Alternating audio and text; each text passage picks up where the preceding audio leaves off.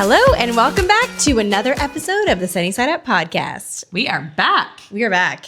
Yep. I mean, we were back obviously in January, Right. A couple weeks ago, but then you weren't in the last couple episodes with Casey, which was sad. I know, very sad. But we hope that you guys enjoyed those episodes. I know that it was like, I don't know, like heartbreaking and gut wrenching to it was. hear her story, but it's just such a powerful story that I think needs to be shared, and just obviously like Zoe's Light, and go check that out. Reminder again, but we are back. Yeah, we're back. I know, regular scheduled programming. It's true. It feels like, because we do film these ahead, right? Yes. So then for us, it feels like it's been forever. It's been forever because it has been. We haven't filmed since December. Yeah, so it has been a long time. Yeah. So bear with us as we get out all of our laughs and quirks. I know. Mostly me. Let's be honest. I love it. I can't wait for some Leah stories. I'm excited to hear about this trip. I was like following along on Instagram. I love that you posted some updates, because I hate when people go, I mean, although I do this, I'm the culprit. Yeah, I was going to say, excuse me? I hate when people go away and I'm so excited for them and then they don't post anything. I'm like, what's happening? Yeah. What's going on? Give me an update. It's true. So, I literally think you went to Disney in November. Yeah. And we got no updates. I know. No, nothing. Not even on the sunny side, Pam. I know. But there is a reason for that, because what's the reason? Well, I mean, you know this, and now I'm outing myself to everybody, but our family really enjoys Disney, and we go maybe more often than normal. Yes. And just the last couple years, when I would post, like, people would be like, "You went to Disney again?" Yes, and then I would feel like, oh, maybe people aren't interested in this, so I just would like not post it. But you could have posted on the sunny side. Okay, I'll post so on the next sunny side. Disney trip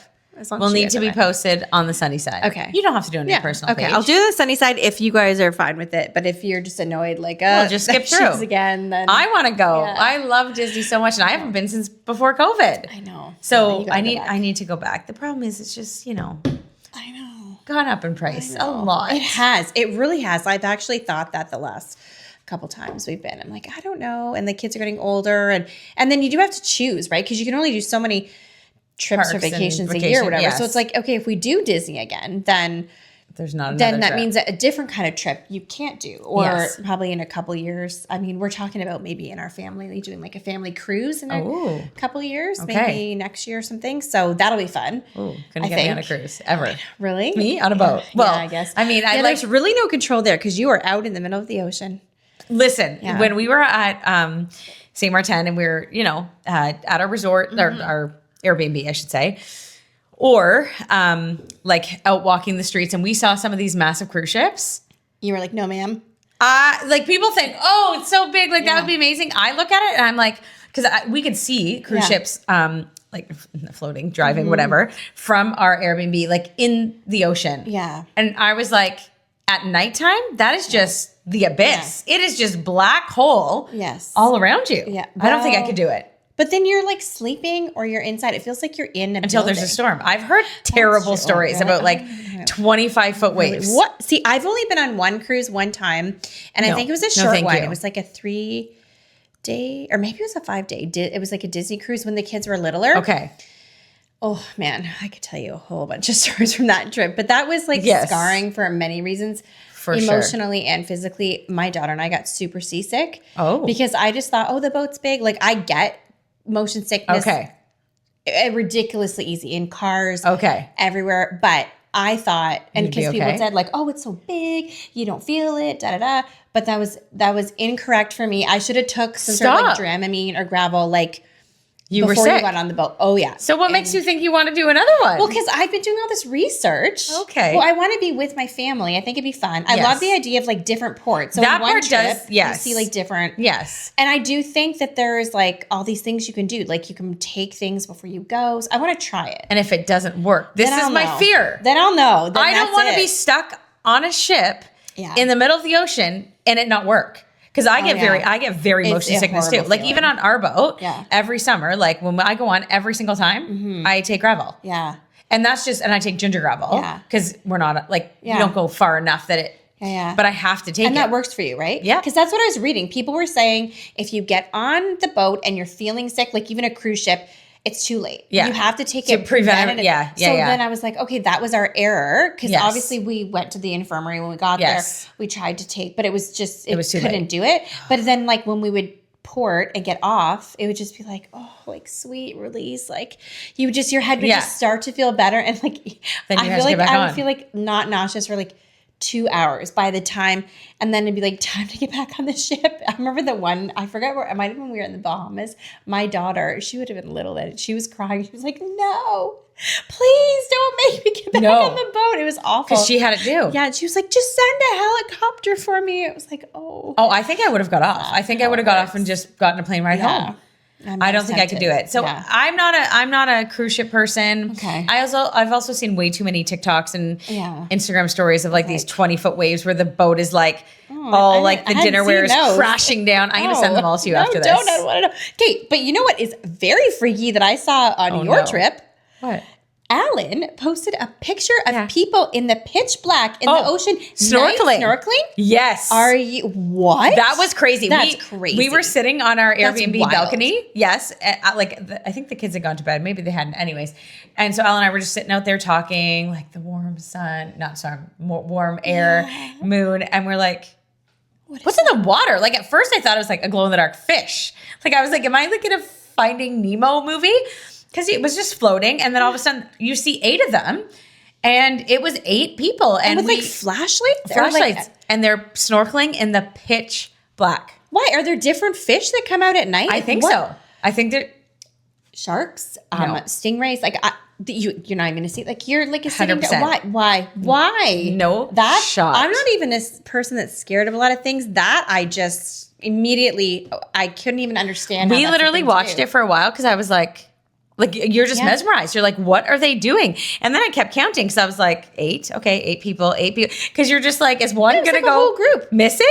But I think they have to go. Like, I think there is rules. So if you're night snorkeling, like you have to go. Yeah.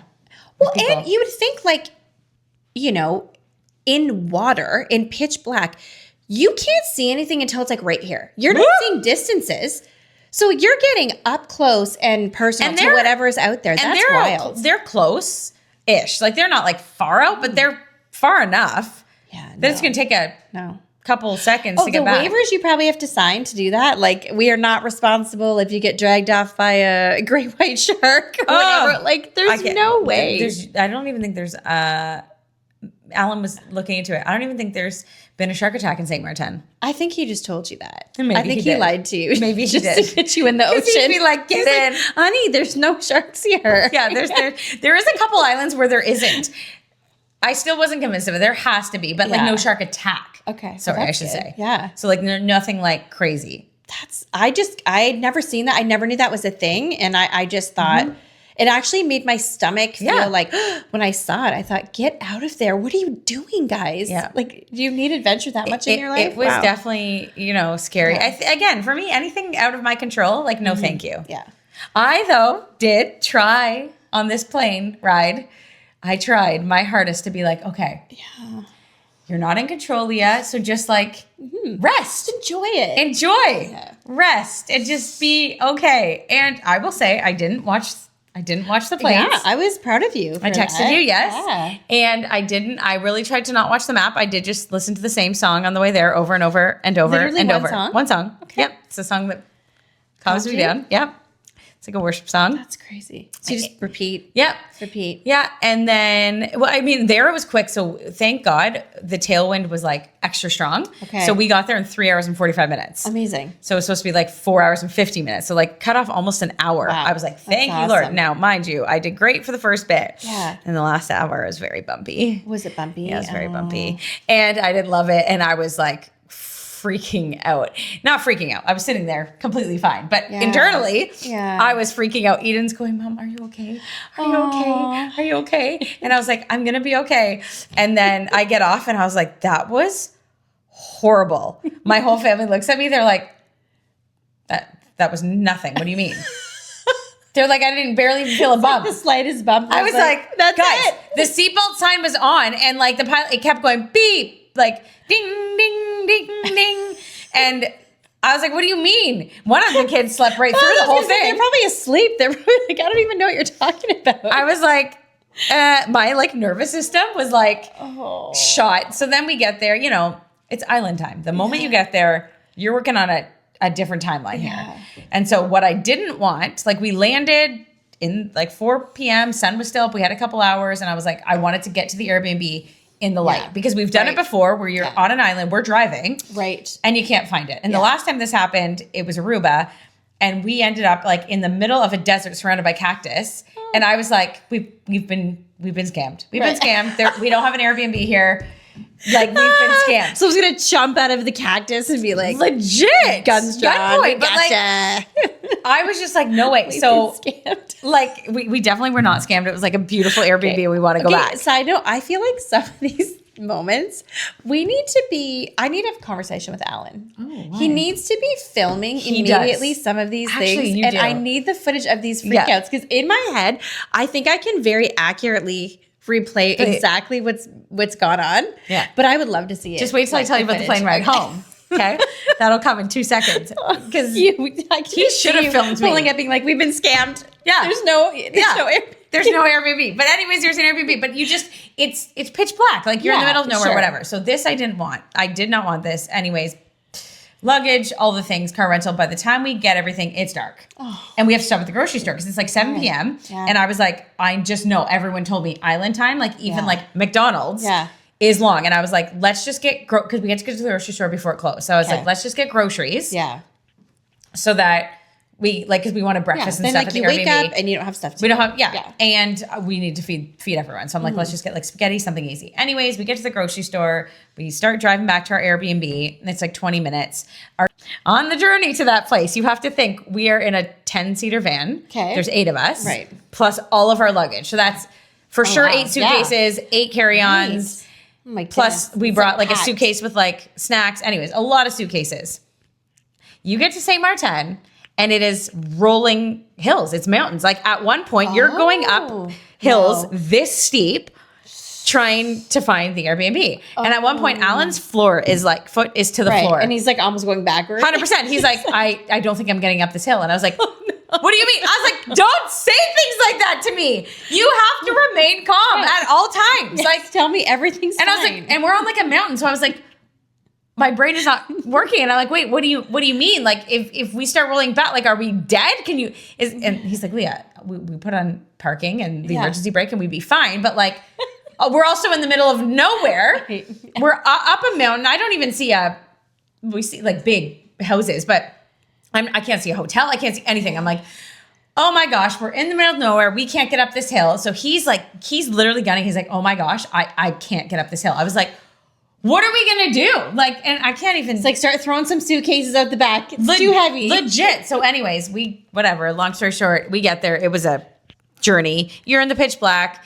We get there, then we get, the view is beautiful, but it's dark night, but like the moon, I quickly realized there's hotels and stuff, but then I had a little cry, a little panic. And I think just coming off the plane and being like, where are we? Cause then, I start thinking my brain and I'm like, what if there's a medical emergency in the middle of the night? Like, where's their hospital? How do we call 911? How does an ambulance get up that hill? Like, this is all going through my head. Okay. Just here's a glimpse into Leah's head. And like Alan's oldest son is with us. He's a nurse, but he also has epilepsy. Right. And I'm like, imagine he had a seizure. What would that look like? So anyways, I just asked ChatGPT to help me out a little bit. And you're like, I'm in St. Martin. Yeah, it's legit. How do I get to the Actually, hospital? Do you want to do an episode on just reading your ChatGPT? My ChatGPT on the plane. Oh my goodness. That would be hilarious. That would be hilarious. And then anyways, like, what does about mean? What is if the seatbelt sign's been on 3 times? What does it mean? I'm gonna let you read it. Yeah. I'm gonna let you read it. But when we landed, quick side note, I look over to Eden, and I'm seeing that my daughter's on ChatGPT asking, "Look what you've done! Look what you've done!" It was bad. Anyways, in the morning, once I woke up and realized, oh, we're not in the middle of nowhere. We're surrounded by hotels. Right. There's like. There's help everywhere. Yes. You're fine. Yeah. And then I chilled right out. But yeah, it was a wild ride. And it was beautiful though. St. Martin is beautiful. Yeah, it looked beautiful from the island, just stunning. Like the rolling hills and the ocean. Like, cause Aruba is just like really flat. But yeah, everyone had a great time. It was everyone stayed healthy, which was like really, that was my biggest fear. Well, that's a lot of people to keep healthy too. Yes.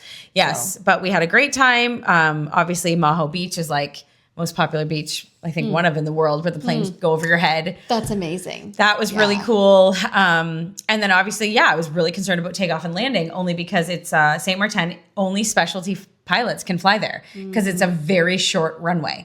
So you're like expert flyers. Okay. So when he's like coming in, you're just like, please make it. Legit. Please make it. Like I was like, okay. So landing there was fine, but then taking off, like, I wish I could show you a video, but pretty much, but the day before we watched like 30 planes take off. So that did help me to be like, it can be done. They've all done it. Yeah. But you're accelerating and going like up like this because you have to miss the mountain. Okay. Within seconds. So you go like up and around because you have to miss this big. It is quite the thing. But no, the plane ride home, funny enough, was very smooth. Good. Very smooth. No seatbelt sign on at all.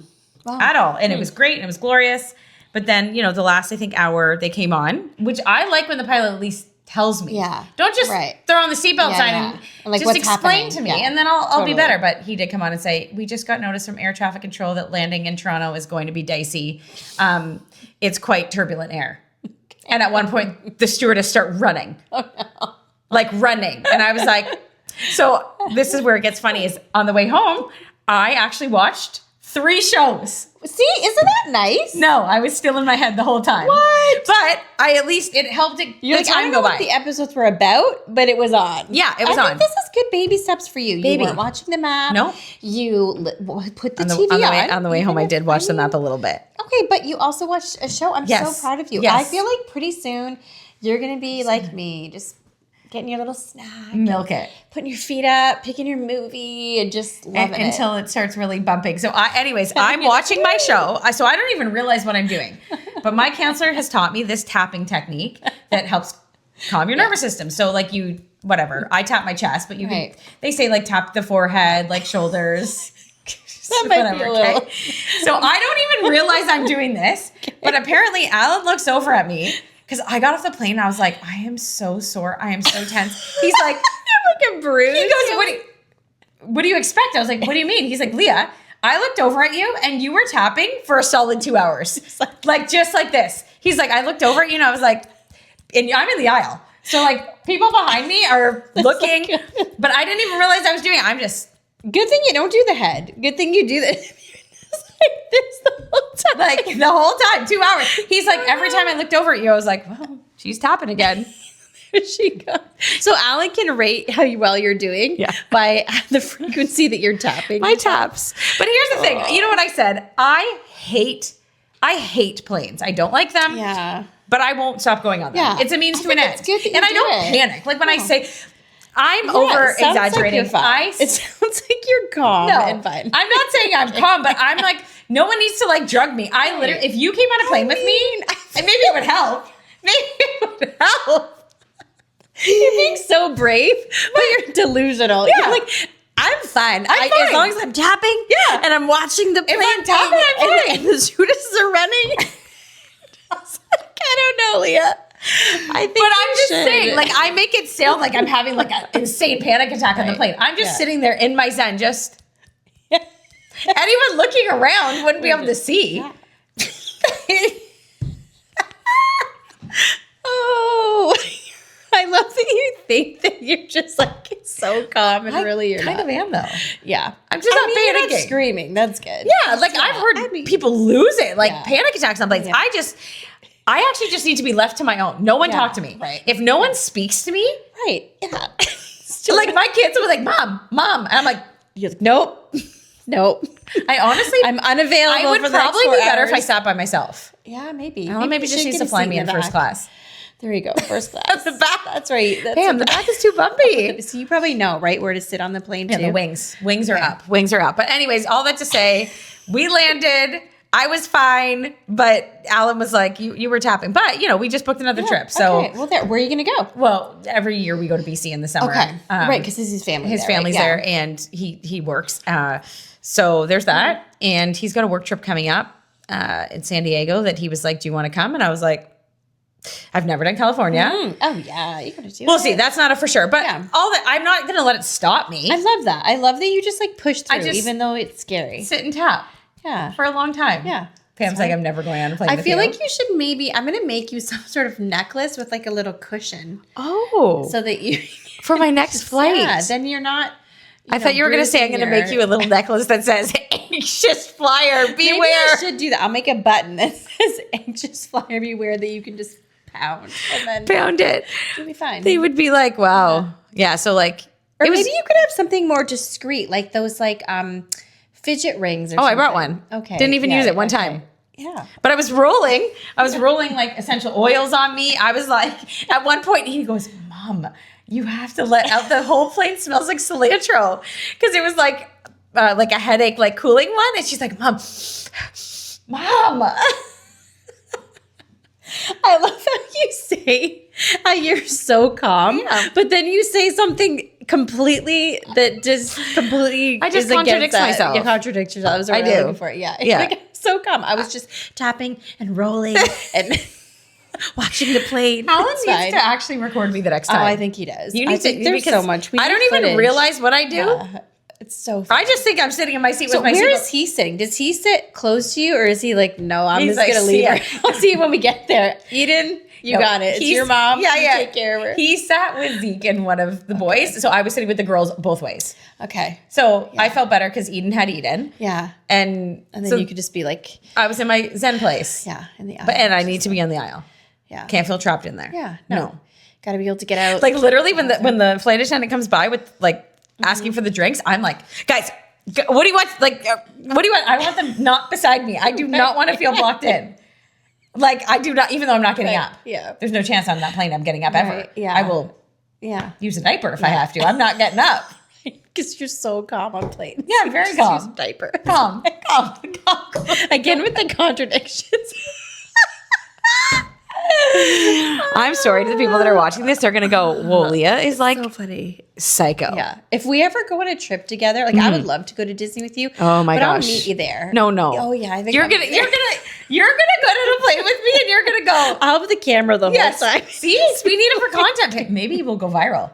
Maybe. I could so easily provoke you to be like, oh, what was that? She would. You would. I know, I probably would. I have a bad sense of humor that way. You would. But anyways, that's that. But maybe we do need to go on a trip together so that I can experience your calm. Okay. I don't know if I can stay calm though with you. I'm afraid that you're going to rub off on me. You're going to stress me out. Pam all of a sudden leaves. It's like, I hate flying. I might have to just, be like, I need to switch seats. To be honest, Florida's a quick flight. I actually love flying to Florida. Yeah, it is. I agree. It's like you get on, you're just getting situated. They bring your snack and your drink. You maybe watch like one show or you listen to the same music, the same song like 10 times. Yeah. And then they're like telling you, okay, pack up. Yeah. Coming through for the garbage the last time, and we're there. I do love flying to Florida. It's quick. I agree. And easy. Mm-hmm. So we'll plan that trip, guys, and we'll bring you along. Yeah. Oh, definitely. We'll document. I'll only do it if I can get some good footage to share with the fam here because it's too funny. No, I just feel like something would happen and there would be like severe turbulence and Pam is like, woo! Like, wee! Oxygen mask dropped down. I'm losing it. I'm actually at that point, I'd pass out. I feel like, you'd be. Yeah. That'd be it. That would be it. Accepting it. Or maybe it would be like role reversal and I would be like chill as can be and you'd be freaking out. Yeah. You never because I'm prepared for it. Right. Oh, you're thinking about it every second that you're on that for 5.5 hours. Yeah. So there you go. But that was that. That was our trip. Good. And then back to reality. Nice. Yes. Oh, so it was wild. But how has January been for you? It's been good. I feel like January's always just blah. It's because the weather's blah. You're the aftermath of Christmas. I feel like work slows down for me in the winter months more. So but it's been good. I've just been doing odd jobs that I've been putting out for. You organize your pantry. Yeah, I did. I organize. Which I need to do mine. You did yours, and then I was like, I need to do mine. Yeah. And the funny thing is, I did not show this. I organized the one, and then the one right beside it, if you open it, it was like worse even than I think the first one. So I organized that one the other day because it was like, this is hilarious. People would open one and be like, wow, this is so organized. And the other one's like, what? It's like a garbage dump. I need to look at your you're set up again to be like, oh, I think I need some more containers. Yeah, I feel like that's easy, especially for like the kids' snack cart because they do their own lunch. Right. And I just find it so much easier when just grab it. Organized. There's no excuse. It's like, it's all right there. Yeah, you can't say we don't have this or don't have that. Do we have granola bars? Do we have this? I'm like, well, they don't have to ask that. It's right there. 100%. So I like that. And so you're just using January to reset. Yeah, pretty much. I feel like that's a good goal for people, right? Yes. You're in the dreary, blah of January. Yeah. Although the sun is nice today. I know. It's freezing cold. It's freezing. But I find in the winters when it's really cold that the sun is out. That's so true. And I actually found that more bearable. As long as there's 100%. Sun, the cold doesn't really bother me. Yeah. The cold never bothered you Elsa. Anyway. No, it's very true. Like I say it all the time. I'm like, if I could get through winter if it was sunny. Yeah. I could even handle the freezing cold. Yeah. It is the lack of sun. Yeah. And I noticed it a lot when we were away. Yeah. Because I said to Alan, like, December for me was bad. Like, it was bad. And you were so sick. I was very sick. I ended up with those like crazy vertigo spells at the beginning of the month. That's right. And then, so my anxiety was very high in December. And then I essentially was very, very sick for like I didn't leave my bedroom for 8 days and I got that super flu, whatever it is, and didn't leave my house for 12 days, right? And so December wiped me and my anxiety was so high. I would leave the house and like just always be in like a state of like, I just didn't like the feeling, like panic almost. Yeah. Then we go to Saint Martin, and other than the plane rides, I was so good, like chill, like back to like my summer loving Leah self. Like my anxiety, I don't think has ever been this high as it was in December. And then we came back, and I said to Alan, "Oh my gosh, like I'm back to being stressed again, like about sickness, about all the things which never used to bother me. Yeah, but now it's like heightened. But why didn't that happen in Saint Martin? Yeah, and I realized I'm like you're." In the sun, you're in the ocean. Not as many people are getting sick, the flu, all those things, right? I come home, I walk into Shoppers Drug Mart, I think to get like body wash or something. And the second I walk in, it was like, book today for your COVID-19 and flu shot and blah. And don't end up in the hospital. Like it's the announcement. And I'm like, no wonder. No wonder like North America, like, you know, like it's infiltrated to like sickness buckle down for the season. And I'm like, no wonder. I walked into a pharmacy, grocery store in St. Martin, and it's like island music, like your sunscreen, 100% pina colada mix is on sale. Legit. Yeah, totally. And I'm like, no wonder we live in a society that's so like. I do think certain people's. I don't know if it's like your nervous system or what it is, but I do think some people do need more vitamin D and do better. Because my daughter's like that. One of her best friends moved to Florida years ago. So she goes often. Every couple months she'll fly, even just for the weekend. She went 2 weekends ago just for the weekend. Yeah. And she just loves it. Even her skin like is so much better. I feel like here she struggles with a bit of like dry skin, acne, like every teenager does. But we're in Florida for like 2 days and it's like her skin is perfection. It's crazy. Yes. And our kids were saying that too. So hot. And maybe it's everything. It's like the salty air, the salty water, the sun. And then you come back here. And it was funny because even she came back from being in Florida for the weekend. And the next day she was being a little grumpy with her brother. And he came to me. He's like, what is wrong with Nia? I was like, well, she just got back from Florida. You know, we have to give her like 24 hours. Yeah. She almost goes into like a depression. Yes. Like she comes home and she just like... And everything. Why do we live here? Why do we live here? I like it. I like the 4 seasons. I don't mind the winter. Usually near the end, I'm kind of like, okay, like moving on. And then in February, I'm like, we're done. Yeah. But I know seasons are coming, and I like that. But she could live, I think, in a hot climate seasonally. I don't think I would like that. I wouldn't like to live in Florida or something, especially in the summer for like super, super hot. I don't think I would like that. She would love it, I think. Yes, I like it. Like I said to Ellen the other day, I said, okay, our goal at this point is that I don't have to live here for January, February, March. Totally. Yeah, you want to be a snowbird. Yes. Yeah. But not even like I want to be here for November and December. Like I like fall. I like up until Christmas. And then January, February, March, get me the That's exactly what my parents do. They leave like basically, well, they used to leave on Boxing Day, but now they leave like a day or two later because we do a family thing on Boxing Day. But my mom is literally packed and ready to go like by Christmas. Yes. And then like as soon as the Christmas stuff is done, her and my dad like peace out of here, and they head south, and they're there until like the end of March. Yeah. And then they come back for like Easter basically. Yeah. Because they're just like, we are not doing this cold. And and even like, not that my parents are like elderly. Obviously my parents are older than my parents. But I feel like even safety wise, it's like there's so many slips and falls and stuff that happen around here in the winter, right? Like I feel like even it's just better. It's 100%. Better for your like everything, for their joints, I can see why a lot of people as they get older in age just skip those really harsh months here. Yeah, for sure. Absolutely. Yeah, and I would love that too. I could just do it just for a few months. Yeah. I love our seasons too. Like I love them, but just January, February, March, I'm just like, get me out of here. It's something different being in the sun and being by the ocean. Yeah. And by palm trees. It really it does play a number on your mental health. I'm convinced of it. Yeah. So no wonder Naya loves going. So true. I feel like for me too, I'm just getting back to like really enjoying vacations, because there were so many crazy things that happened in my marriage on family vacation, like crazy things that almost like traumatized me. Like I didn't, like vacations weren't relaxing for you. Or just like there was like a negative, if you've done something and it's like a negative connotation, and then, or like you were somewhere and then you go back there and you feel negative, even though it's not a negative place, but something negative happened there. That's how I feel about, and I feel like the last couple years, because I've done a bunch of trips with my kids only, and we've made like good memories. Yes. It's kind of starting to tip back the other way, but there was like so many crazy, I was even actually thinking we were talking about the cruise. I think this is like, I mean, it's funny now. It wasn't funny in the moment, but I'll tell you like a story. I think it's funny.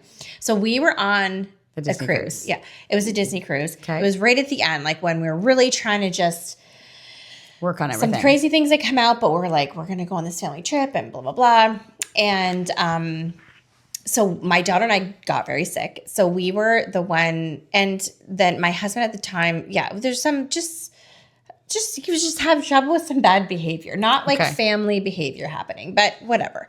So we're on the trip trying to make the best of it. We're super sick. So we had gone to bed the one night pretty early, I think by like 8 o'clock or something. Okay. Like, and we're taking gravel and stuff. So we're like tired. Right. So sleeping. And my daughter and I were in a bed. And then my husband and my son were in this other bed. And then in the middle of the night, probably like 1 a.m. or so, maybe 2, I think it was like 1, I woke up because I was actually feeling sick again. So I woke up and I look, and like my husband's missing. It's just my son. And I was like, oh, that's weird. Like, where is he at 1 a.m? I go in the bathroom, and his pajamas that he'd been wearing were like folded, or not even folded, but just like placed nicely on the counter in the bathroom. Okay. And I saw like his hair products were out, like this hairspray that he uses, and his cologne was out, and his wedding ring was all piled in this pile. Stop. And I was in just the bathroom. Like, yeah. So I was like, well, that's not good, because he's obviously gotten dressed again. Yes. And done his hair. And he had gone to bed. Cologne. Yeah, he'd gone to bed. With you guys. Yeah. And was sleeping, like when we were all sleeping. And then, and then, but I was like, also because I was just like, for a lot of things, I was sick in that moment. Also, I was sick of this type of thing that I was like, at this point, here we go again. Whatever. And I didn't want to like spark him to get mad. So I didn't say anything. I was just like, went back to sleep. He obviously came back at some point. I didn't even hear him, because in the morning we woke up and he's just like back in his pajamas, like as if nothing had happened. Wow. But so he didn't know that I knew that he had snuck out. Right.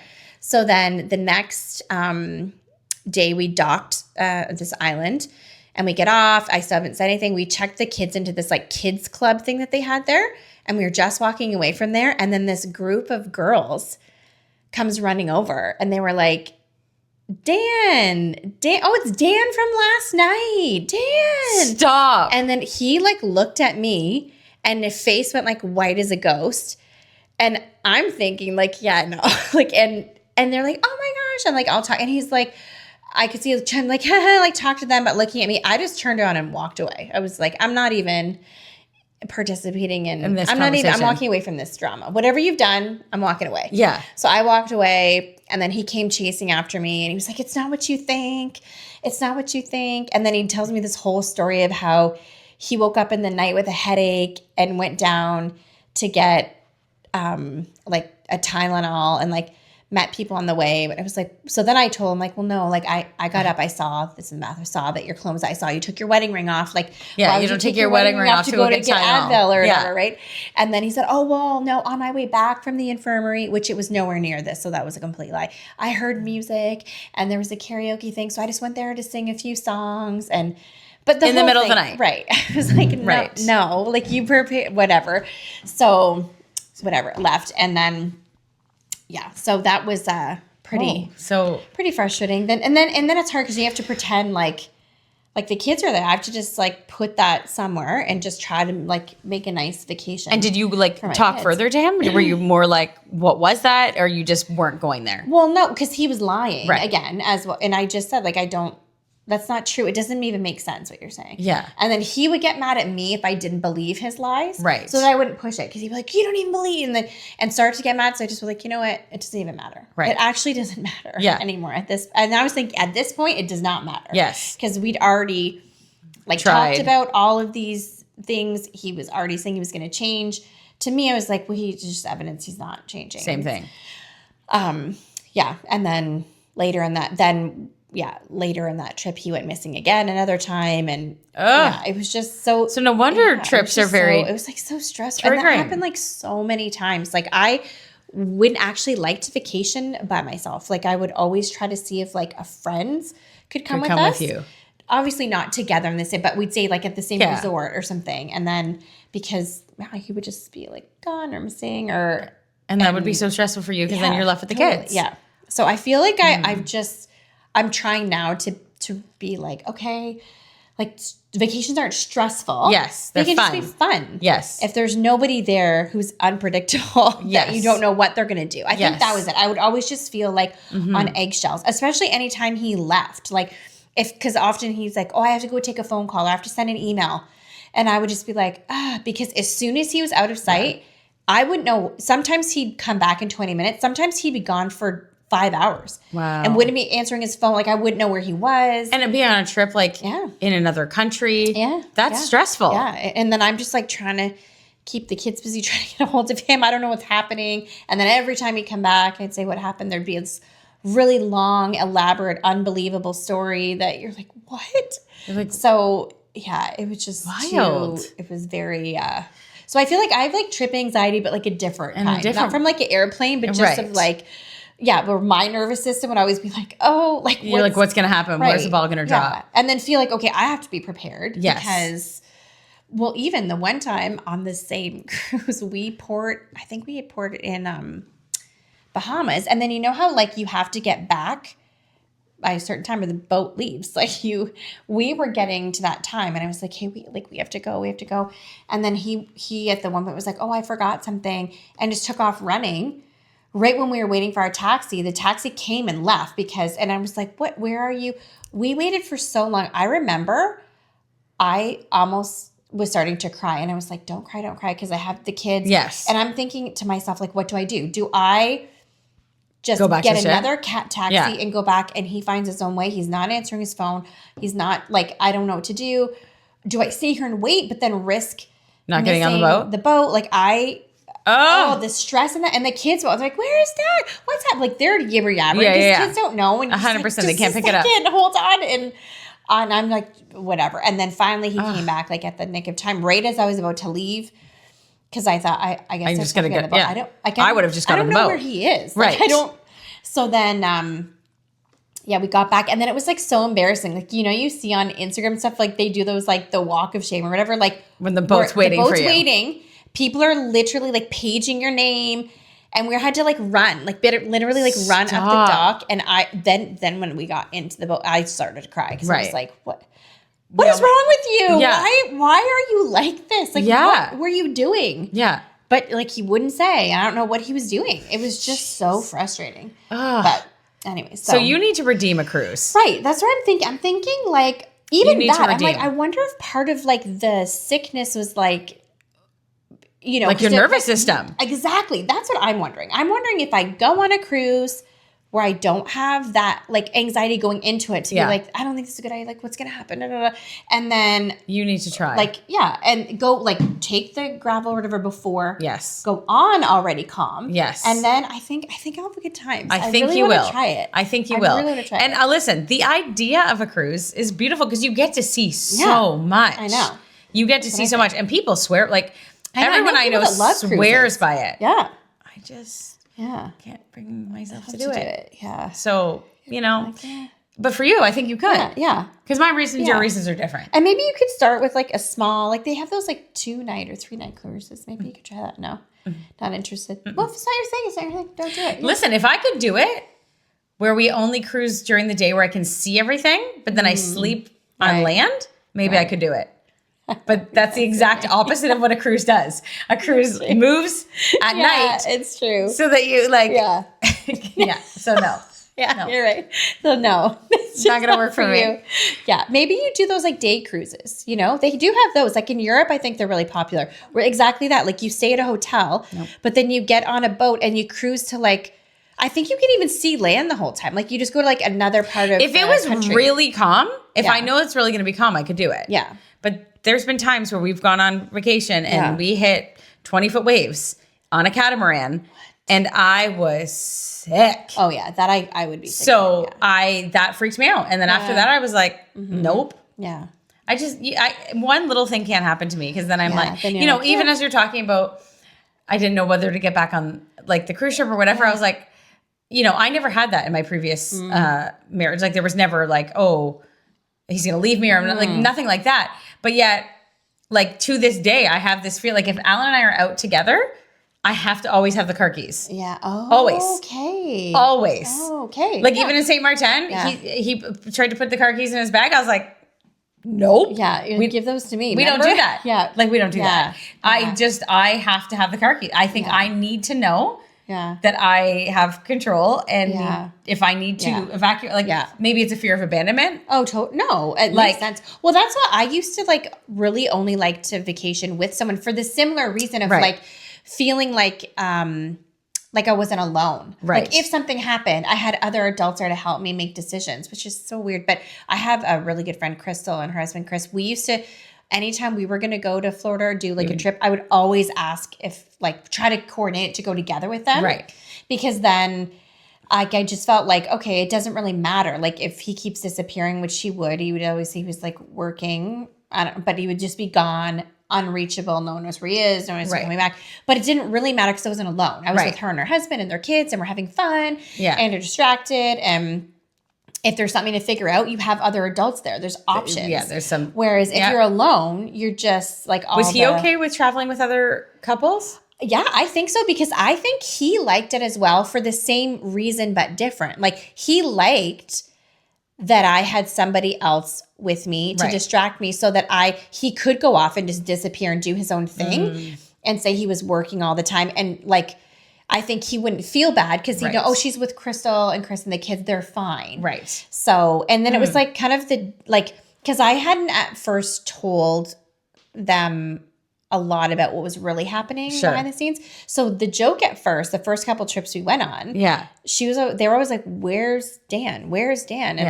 it was Waldo? Like we were joking, like this is like a "Where's Waldo?" Like where's Dan? Yeah. Because even if we'd say like, "Okay, we're gonna meet back here," like half the time he was never there. He wouldn't come, and you're just like we'd have these reservations that are like, "Okay, we just have to go in without him because he's not there," right? So and then she was one of the first people that sort of really did see the truth a bit, like maybe not to the extent, but because she couldn't help it, like she would see it firsthand. Like she's just like, "Where is your husband?" And she'd always say like in a joking way, she's like, "I would kill Chris if he did this to me.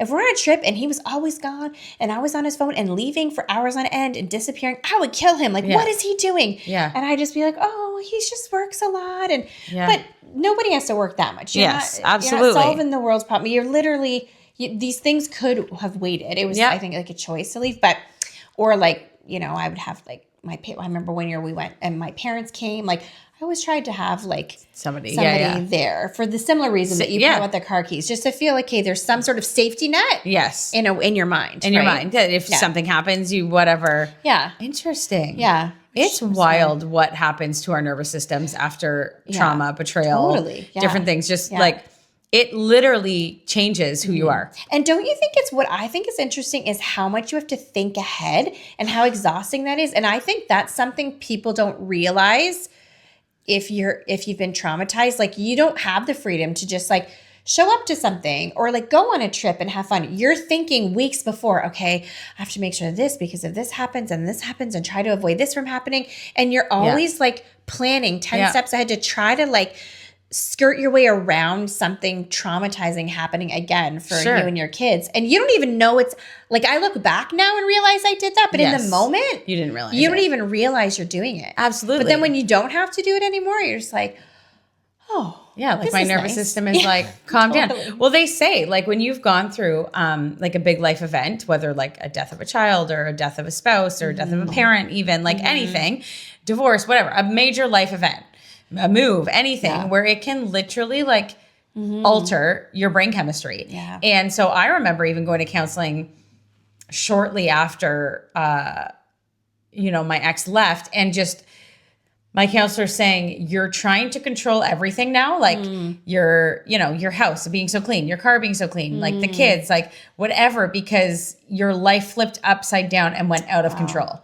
Yeah. So she was like, so now your nervous system, your fight or flight by default will just go into control. Yeah. Because that's the only thing you can control because the rest of your life is spinning. Yeah. Because I'm like, I look back and I'm like, I didn't have like crazy control like stuff before. Yeah. Like it was definitely like that was a pivotal moment that changed things to be like, oh, I'm really not in control here. So I'm going to control everything I can control. That's so true. Even my mom has like made notice of that even with me because as a kid, like when I lived with my parents, I'm like middle child. Yeah. I was always like, my room was a mess. Yeah. My clothes were, everything was a mess. I was like a free spirit, artsy, like just very like woo. And like my sister, firstborn, she was more like the organized one. Yeah. And even maybe my brother more to an extent that I was always just kind of that like, free spirit. And then now, like my mom has made kind of jokes before. She's like, what a change. Like I never, looking at your bedroom growing up in your teenagehood, like I would never have guessed that you in adulthood, you would function the way you do.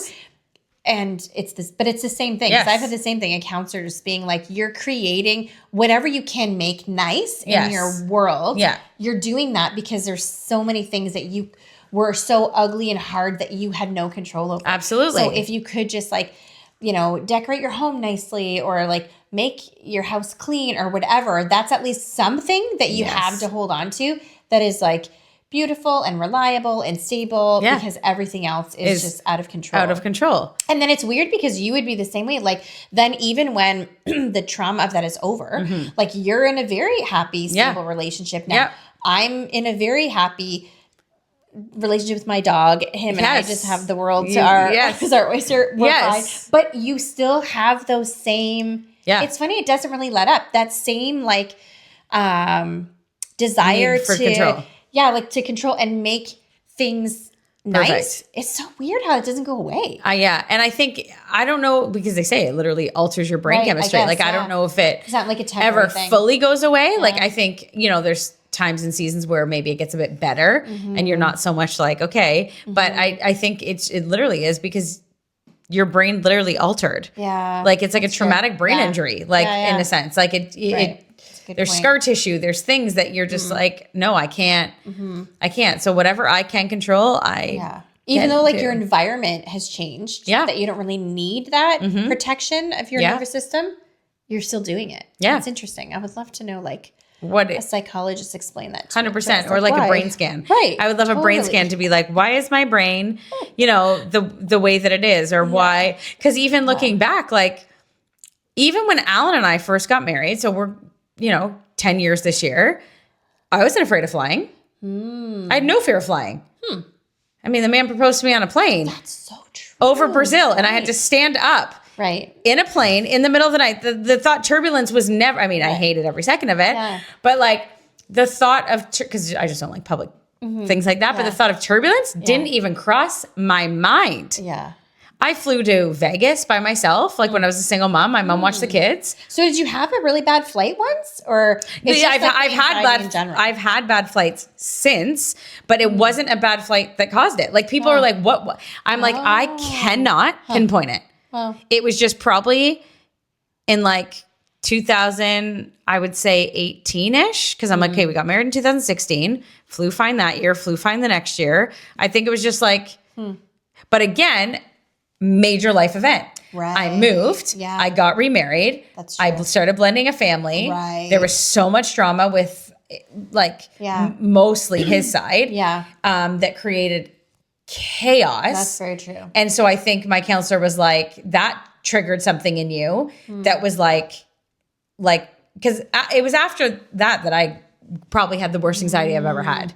So it's like the anxiety is the root. Flying or other like things you can't control are like a symptom of it, but it's not the cause of it. Yes. It's not like you're actually scared to fly specifically. 100%. Okay, interesting. Okay. Yes. I did not realize that. Yeah. I thought maybe you had like, well, you have, but it didn't trigger it. Like maybe like a crazy like. Oh, I've had crazy experiences since. Yeah. But I was already scared. That. Okay, interesting. But never, like when we flew to our honeymoon to Costa Rica, it wasn't even a thought in my head. I flew to Brazil 15 hours, then we had a layover, and then another 3.5-hour flight. And you were fine. Fine. And I left the kids. The kids weren't even on the plane with me, and they were little. Yeah. They were 4 and 5. Yeah, you couldn't have done that. I couldn't even do that now. So I don't know. I don't know what it is other than like my counselor was like, you had another like life-altering scenario happen. You got remarried, you moved away from like your friends, you moved away, you started over. And I mean, anyone that's been remarried or blended just knows that's a journey. Like it is it's hard. It's a big journey, right? And so even on our trip, we were talking about that a little bit with all the kids, like just mostly like Alan's kids. You know, I was just like, man, we have come a long way. Like, woo! Like, and what is their like perspective of that? Oh, like, they'll say the same thing. One of my stepsons said to me, oh, Leah, like you've really leveled out. You've become way more calm. I was like, really? Time to take a walk. Spit that. Yeah, he's like, you have leveled out so much. Do you think they thought you were crazy at first? 100%. Were they like, our dad is actually married we have a crazy stepmom. Yeah. She's nuts. Yeah, I think so. But like not in like the stepmom do the dishes, do the laundry way. It was literally just I want the house clean, but like I'll do it. Like yes, there was chores and they had to follow like, you know, stuff like that, but it's just wild. You know, you go into a situation and we went on, like we had so much premarital counseling, like we knew what we were getting into. Like I did not go into thinking it was going to be easy. Right. But man. But you probably can't even prepare someone for what it's actually like. You literally can't because you don't know what an ex is going to, you don't know how it's going to affect the ex or how it's going to affect their new spouse or how it's going to trickle from your kids to the stepkids or how this stepkid's going to get annoyed at this sibling because this sibling likes the new, like it's so complicated and complex that I don't even think counseling or there's not enough books you could read in the world because every situation is different and no one knows what it's going to be like until you live all together. Yeah, totally. So, And if you go in with high anxiety and control as a mechanism to, good luck. That was probably even harder then. Yeah. Like, cause you're probably coming in trying to be like, I gotta really like this is my new life, and I gotta set this up the right way. And they're used to like, woo, dad's like free for all, and they're probably like, whatever. And Alan definitely is way more laid back, and like in hindsight, him and his ex had bought this house in Markham. Yeah, they lived in it for like whatever, it doesn't matter for quite some time. Yeah, then moved houses to like this estate to like try to work on their marriage. Like this is our dream, whatever, like acres. And then they still got split. Okay. So then he kept that house as a rental. Okay. He moved to a different house. But then when we met and got remarried, he moved back into this house. Okay. So then I moved into that house, which at some point would have been his wife's like wow. ex-wife's so house. So different. I think that was looking back, we should have started fresh clean. Yeah, just bought a new because house. that was very stressful because I was coming into, I'm like someone else's house, like her house. Yeah. Like, and even for the kids probably too, it felt like mom lived here at one point. Right. Like though they didn't like, it went from like a renter to Alan, but still like, and he like ripped out the floors. Like he did a couple things, but I mean, I lived there from 2016 to 2023. So do you feel like the house that you're in now is the first house that you guys had together? Or do you feel like that's more like homey and like your home? Yes. Like, not like you moved into Alan's house, but this is like our home. Yes, absolutely. Now, you know, right before we moved in COVID years, like we thought we were going to keep staying. So like we like gutted the house, did a lot of renos. Like I designed the kitchen and it was my favorite kitchen. So eventually we did start to make it more our own. Okay. But still, it was always a tie because she would even make comments like, you know, that was the house I lived in. So like even when we did the renos, she would park down the street and the kids would have to walk a block to get to her because she wouldn't drive in front of the house. Because she didn't want to see what was getting done. Oh, wow. And then even when we moved 2 years ago, she would not come to our street. Like the kids would have to walk like to your new house. Yeah, like a half a kilometer down the street. She didn't want to see it. No. But you know what? I mean, in some ways, I can see that. And I think that that's actually interesting because I think at the root of that, she's recognizing, 100%. I blew it. I threw this all away for temporary happiness, for whatever temptation. This could have been me. Yeah. And in a way, like there's a sadness to that, but also like it's like a cautionary tale to people. Like, be careful. Like what you think your grass is green and what you think you're leaving and to pursue something else, you might very well look back in years and be like, I should have just worked on what I had because, wow, now I'm feeling jealous or feeling sad to see people have moved on in happiness. Yeah. And that could have been me, but I gave up. Yeah. Oh, absolutely. And I mean, the difference is like, you know, even more so than my own story.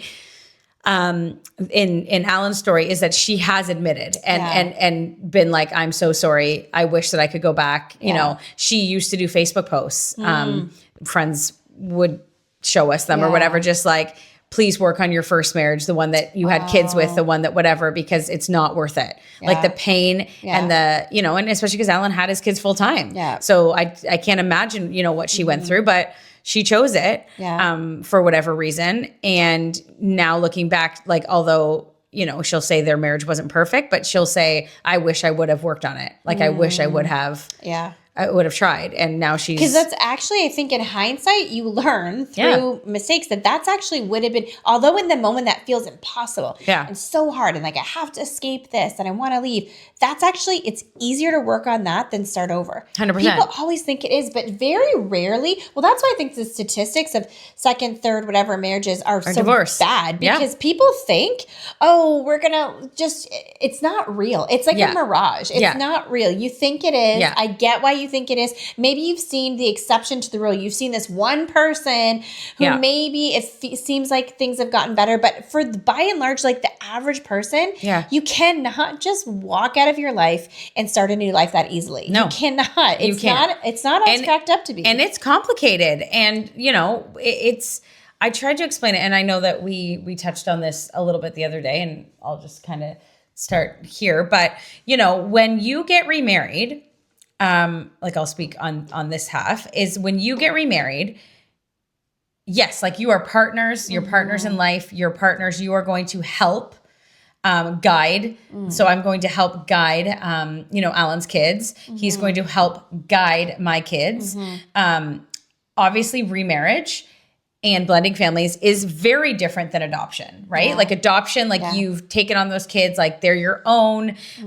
You've made a commitment together with your spouse. Yeah. So you've taken on those kids like from the get-go kind of together. Yeah.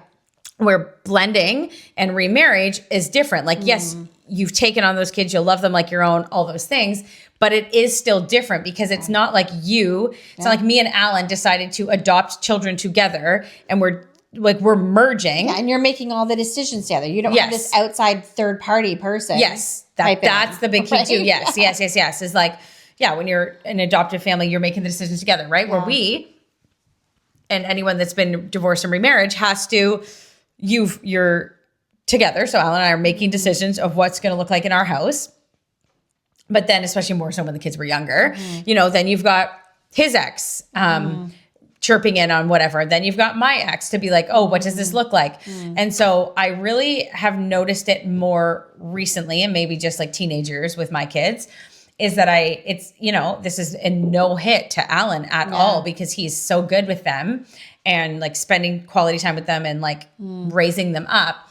But it's still not the same as their dad, right? So because it's not, yes, you can help guide and help parent, but then we have their dad on the other side guiding and parenting 2 weekends a month, right? Yeah. And so I noticed it on the trip. There's, a day there were some behavioral issues with the kids, and I ended up crying and losing it actually at one point.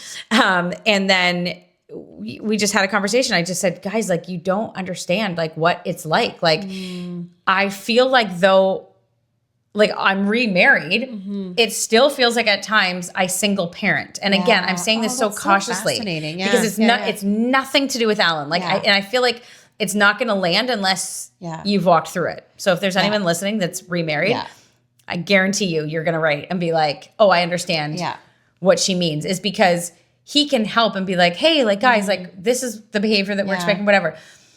It's just not the same as two biological parents making those decisions. So, I often feel like I'm kind of like an island unto my own parenting, and Alan's an island unto his own parenting, because we are two different people. We did get married when his kids were teenagers. So like he parents in a completely different way than I would parent. Yeah. And so, and a lot of, at the time, resources that we'd read would be like, make sure that like you parent your kids and he parents his kids. Yeah. To avoid like any like unnecessary stress on the kids. And so you get that like ingrained in you almost. Yeah. And then you're like, okay, so I'm remarried. Yeah. I have a super helpful spouse, but like I'm still kind of an island unto my own. Yeah. And so like when my kids are misbehaving, I'm extra like on top of them, because I'm just like, I feel like I'm on my own in a way. Yeah, I can't quite describe it. Yeah. But I noticed it definitely on our trip. Because again,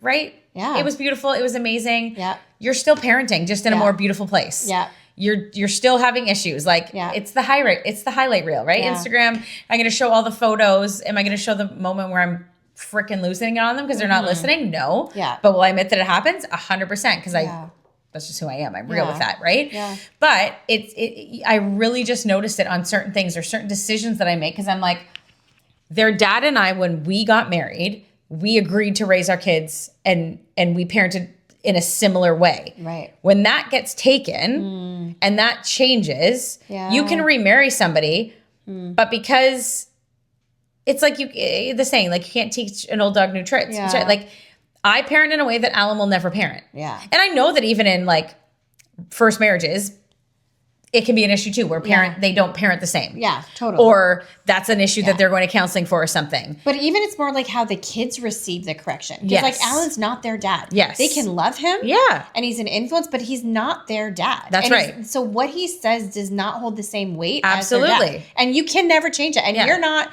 Alan's kid's mom. Yeah. Like, 100%. And we are biologically wired to feel that. Like it's like a God-given biological wiring in our brains. Yeah. So I'm like, that was just something that definitely really hit me on our trip, is just like, oh man, like Alan can be such a good influence. I can be such a good influence on the kids and like in helping correct but it will never be the same as a biological parent in one house. Yeah.